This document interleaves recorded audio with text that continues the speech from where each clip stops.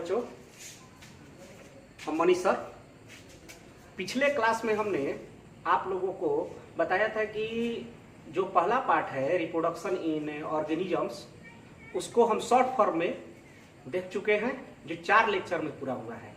आज हम आप लोग को नया पार्ट चालू करेंगे, जिसमें आपको हमने बताया था कि ये पार्ट जो है बृहद रूप में चले, क्योंकि ये पढ़ाया हुआ क्लास में नहीं था।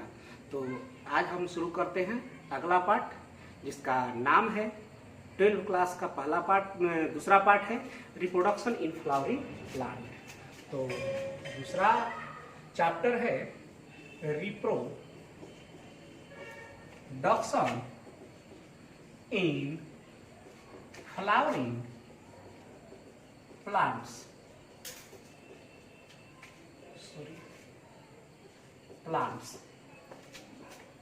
पुष्पीय पादपों में प्रजनन। ठीक, जैसा कि हम जानते हैं कि प्लांट को हम 5 भागों में बांटते हैं। एक को कहते हैं एल्गी, जिसे हिंदी में हम शैवाल के नाम से जानते हैं। दूसरा को ब्रायोफाइटा,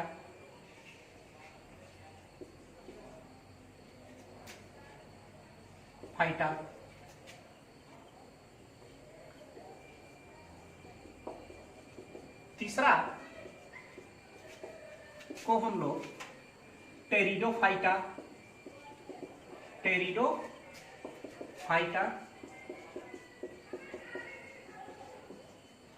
और चौथा भाग बांटे हैं, ग्रुप में बांटे हैं जिम्नोस्पर्म,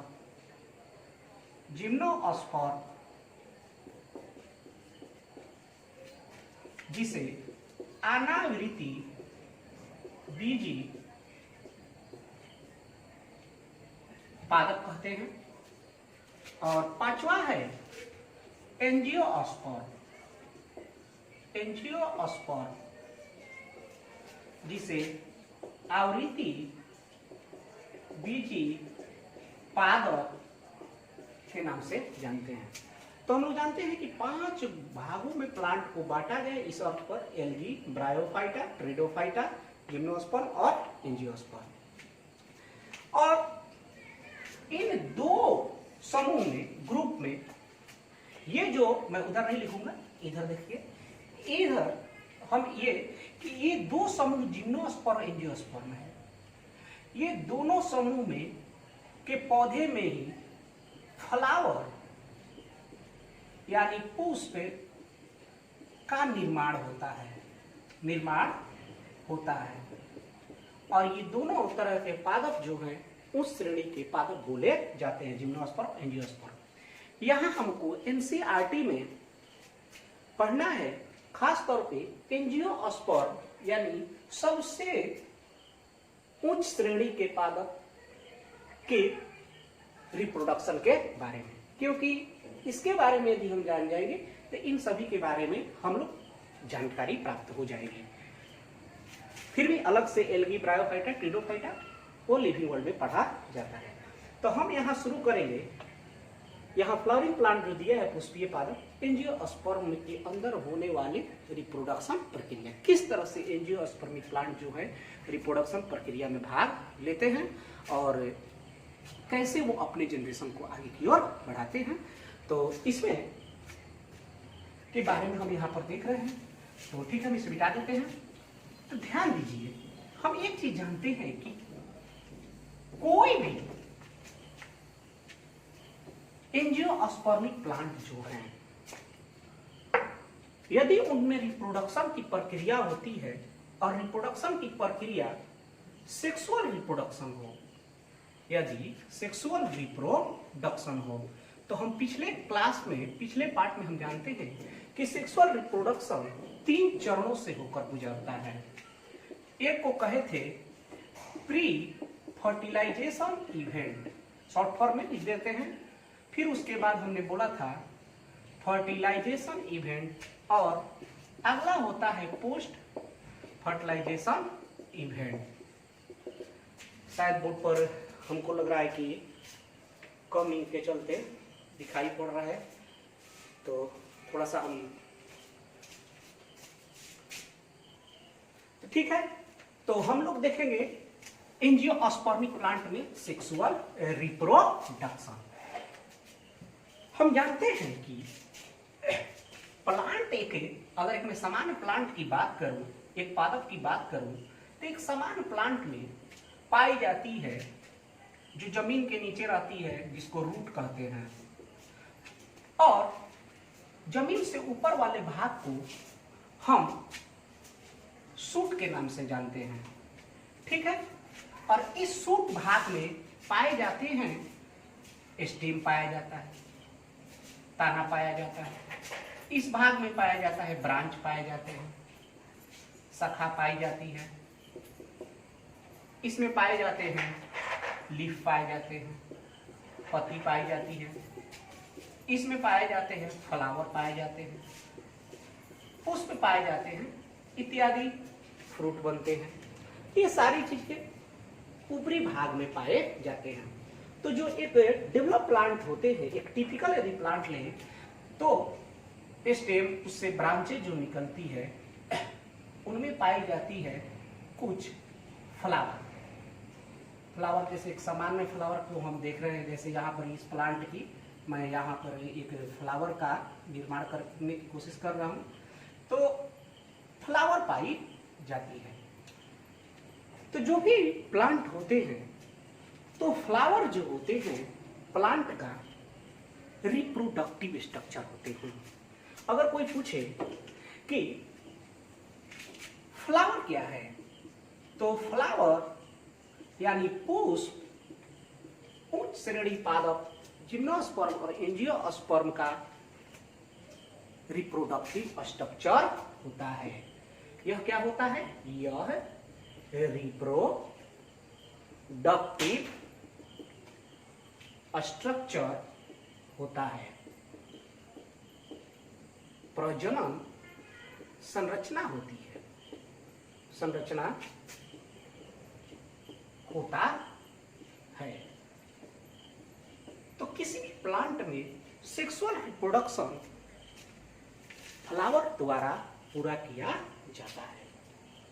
तो फ्लावर जो है रिप्रोडक्टिव स्ट्रक्चर है, अर्थात प्रजनन ये अंग है प्लांट का, जिसमें रिप्रोडक्शन की प्रक्रिया, सेक्सुअल रिप्रोडक्शन की प्रक्रिया पूरी की जाती है। तो हम क्या करेंगे, यदि हम एक किसी एंजियोस्पर्मिक एक टिपिकल प्लांट में, एक सामान्य प्लांट में हमें रिप्रोडक्शन की प्रक्रिया देखना है, तो हमें किसके बारे में देखना होगा? सेक्सुअल रिप्रोडक्शन की घटनाओं के बारे में। लेकिन हम ये जानते हैं कि सेक्सुअल रिप्रोडक्शन पूरा किया जाता है फ्लावर के द्वारा। तो सबसे पहले हम ये जानेंगे कि आखिर ये फ्लावर की स्ट्रक्चर कैसी होती है। एक सामान्य फ्लावर के, टिपिकल फ्लावर के कौन कौन से भाग होते हैं, इन सारी चीजों को हम एक एक करके देखेंगे। तो सिंपल रूप में हम इतना जानेंगे कि फ्लावर जो है, पुष्प जो है, रिप्रोडक्शन की क्रिया में भाग लेने वाली पौधे की संरचना है। तो हम यहां देखेंगे एक सामान्य फ्लावर की स्ट्रक्चर। तो हेडिंग बनाते हैं, एक टिपिकल फ्लावर, सामान्य पुष्प की संरचना। तो यदि मैं एक सामान्य पुष्प की संरचना को देखूं, सबसे एक पुष्प के रूप में हम लोग बचपन में भी बहुत सारे पुष्प बनाते थे। कमल के फूल बनाते थे, अड़हुल के फूल बनाते थे, बहुत सारे पुष्प बनाते थे। तो बचपन में कलर अलग अलग कलर करके देखते थे। तो यहाँ पर वही चीज जो बस एक स्ट्रक्चर के रूप में हम देखेंगे। लेकिन बचपन में तो भाग लोग नहीं जानते थे, हम लोग को देखने में सुंदर लगता था, तो हम लोग क्या करते थे, उसको तोड़ कर लाते थे, माला बनाते, अच्छा पूजा पाठ जो भी में इसका उपयोग करते थे। तो यदि एक सामान्य पुष्प की संरचना को देखें, एक ब्रांच में पाई जाने वाली जो पुष्प है, मैं इसको यहां से काट करके निकाला और जब देखा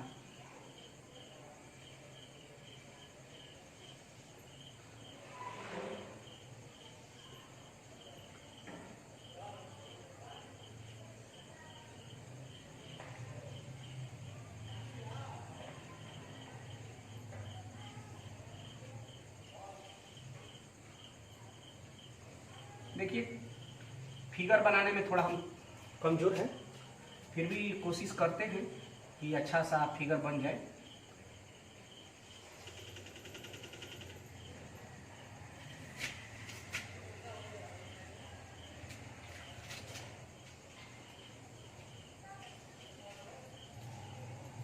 तो जब हम एक फ्लावर को देखते हैं तो कुछ इस तरह की एक टिपिकल समान पुष्प को देखें संरचना दिखाई देती है। जहां से फ्लावर लगा रहता है एक डंठल द्वारा, उस डंठल को हम लोग बोलते हैं पेडिसेल। पेडिसेल जिसको हम लोग कहते हैं हिंदी में पुष्प वृंत, पुष्प वृंत कहते हैं। और पुष्प के पेडिसेल के ऊपर एक फूला हुआ बड जैसी कली जैसी स्ट्रक्चर होती है। इस बड जैसी कली जैसी स्ट्रक्चर को हम लोग कहते हैं, जिस पर पुष्प के सारे भाग उपस्थित रहते हैं, थैलमस। थैलमस पुष्पासन, पुष्पासन जिस पर पुष्प के सभी भाग उपस्थित होते हैं। इस पुष्प में दो भाग हमने देखा, एक्चुअली में जहां से पुष्प निकला, जहां पर पुष्प के सारे भाग उपस्थित है, पेडिसिल और थैलमस। पेडिसिल थैलमस के सबसे बाहर किनारे नीचे की तरफ एक फ्लावर के हरे कलर की ग्रीनिश स्ट्रक्चर होती है, पत्ती जैसी संरचना होती है। इस पत्ती जैसी संरचना को हम लोग कहते हैं कैलिक्स, जिसे हिंदी में हम अंकुड़ी के नाम से जानते हैं। बचपन में नाम सुने होंगे। और जब कैलिक्स से ऊपर की तरफ जाते हैं तो रंग बिरंगी कुछ संरचनाएं दिखती है। जैसे हम लोग गुलाब के फूल में देखे होंगे कि रंग बिरंगी संरचनाएं, अड़हुल के फूल में देखे होंगे कि रंग बिरंगी संरचनाएं पाई जाती है। उस रंग बिरंगी संरचना को हम लोग कहते हैं कोरोला, पंखुड़ी। ठीक। और जब हम उन पंखुड़ी को हटाते हैं तो बीच में कुछ ऐसी संरचनाएं दिखाई पड़ती है, कुछ हमें माइक्रोस्कोपिक भी होती है, जो लंबी तंतुमय संरचना होती है, भरी पड़ी रहती है किसी किसी पुष्प में। इस पूरी संरचना को हम लोग कहते हैं एंड्रोसियम। एंड्रोसियम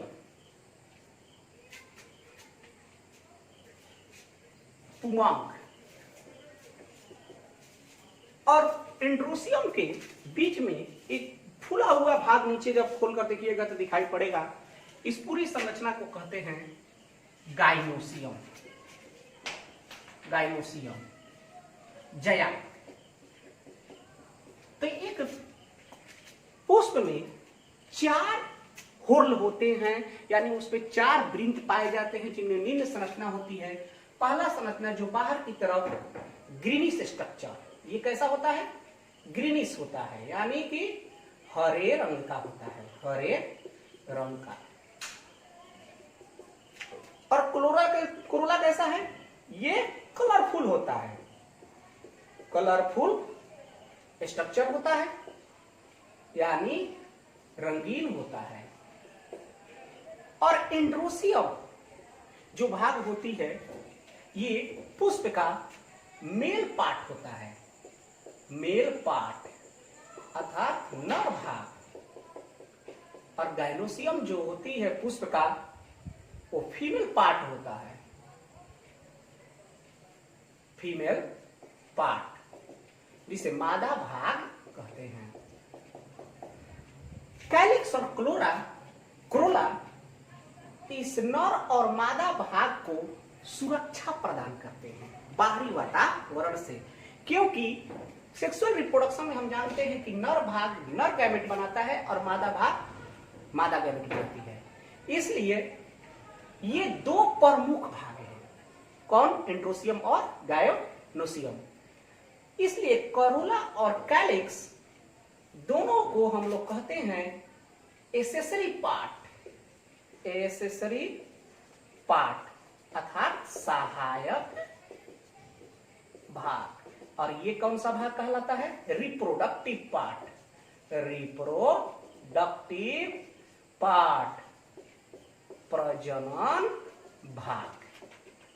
मुख्य ये 4 भाग होते हैं।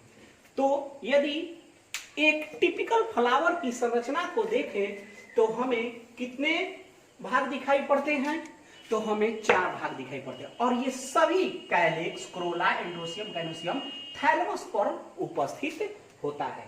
और थैलेमस नीचे पतला स्ट्रक्चर बनाते हैं जो जाकर कहां मिलेगा? ब्रांच से जुड़ेगा। इस ब्रांच को हम लोग क्या कर देते हैं? पेडिसिल, ठीक, जो यहां पर हम आपको दिखाए हैं। तो इस टिपिकल फ्लावर के अलग अलग स्ट्रक्चर को हम लोग पढ़ेंगे। तो सबसे पहले हम जाने कि कैलिक्स जो है ग्रीनिश है, क्रोला कलरफुल है, एंड्रोसियम मेल पार्ट है और गायनोसियम क्या है? फीमेल पार्ट है। कैलिक्स हरे रंग का होता है, क्रोला रंगीन होता है। क्रोला रंगीन क्यों होता है? क्योंकि आगे इसी पार्ट में पढ़ना है पोलिनेशन, परागण। ये कलरफुल भाग कीट पतंगों को आकर्षित करते हैं परागित करने के लिए। ये बात आपको अभी समझ में आएगी कि परागण क्या है, जब हम पढ़ेंगे तो देखेंगे। तो इस सामान्य फ्लावर के स्ट्रक्चर को आप बना सकते हैं। एग्जाम में ये पूछ देता है कि एक सामान्य संरचना के फ्लावर की वर्णन करें। तो हम क्या करेंगे? इसके बारे में लिखना होगा। इसके बारे में तो कुछ नहीं लिखना है। कैलिक्स जो होता है सबसे बाहरी भाग होता है, हरे रंग का होता है क्रोला। उसके बाद की भाग है जो कलरफुल होता है, ठीक। तो अब हम देखेंगे फ्लावरिंग प्लांट में जो सेक्सुअल रिप्रोडक्शन हो रही है, फ्लावर में जो सेक्सुअल रिप्रोडक्शन हो रहा है, उसमें प्री फर्टिलाइजेशन इवेंट्स को हम लोग देखेंगे, ठीक है। तो आज हम आपको इस पार्ट को शुरू किए हैं। आपको बस इस पार्ट में इतना ही करें कि फ्लावर में कौन कौन से भाग होते हैं, इस पार्ट में ध्यान रखिए। और अगले वीडियो में हम क्या करेंगे? इस फ्लावर में होने वाले जो सेक्सुअल रिप्रोडक्शन प्रक्रिया है, यानी एंजियोस्पर्म में होने वाले जो सेक्सुअल रिप्रोडक्शन प्रक्रिया है, उस सेक्सुअल रिप्रोडक्शन प्रक्रिया को देखेंगे। प्री फर्टिलाइजेशन इवेंट को शुरू करेंगे। और प्री फर्टिलाइजेशन इवेंट में हम शुरू करेंगे एंड्रोसियम, गायनोसियम, क्योंकि पहले उसके आंतरिक सारे स्ट्रक्चर को देखना है। तो आज की क्लास हम यहीं आपको छोड़ते हैं। अगले क्लास में आपको इस पार्ट में डिटेल में मिलेगा। आप धीरे से पढ़ते रहिए, ठीक है। आज की क्लास